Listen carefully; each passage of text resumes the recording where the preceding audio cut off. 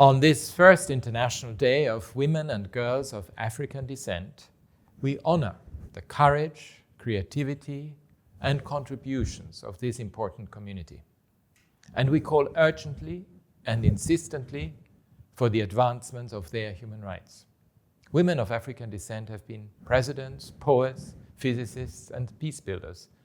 And I've had the honor of meeting many of them throughout my work with the United Nations. The work of women of African descent sustains communities and economies. They are guardians of culture and traditional knowledge, and they have led transformative movements against enslavement, colonialism, and apartheid. In many countries, women of African descent are among the most consistent supporters of justice, of equality, and sustainable development. But women and girls of African descent are among the most marginalized groups in society due to centuries of entrenched oppression and exclusion. Women and girls of African descent face significant barriers to quality education and job opportunities in many countries around the world. They are disproportionately exposed to gender-based violence and sexual exploitation, and their maternal mortality rates are up to 5 times higher than those of other groups. Women of African descent are largely excluded from political participation and leadership positions.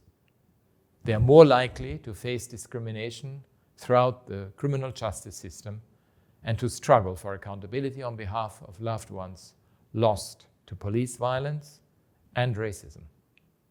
A woman of African descent may also be a migrant, or have a disability, or live in poverty, or a combination of these, compounding the discrimination they face. We need to do so much better for girls and women of African descent, not only to realize their full human rights, but to create a safer, more equal and just world for everyone. Change begins with ensuring full respect for the human rights of all. And states need to adopt comprehensive anti-discrimination laws and policies based on data that is disaggregated by race or ethnic origin, sex, age, and other factors.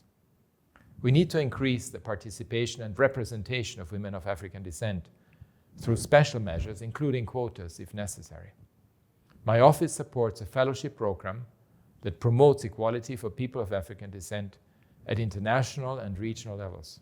Since 2011, this has helped 160 people from 50 countries, nearly 3/4 of whom were women of African descent.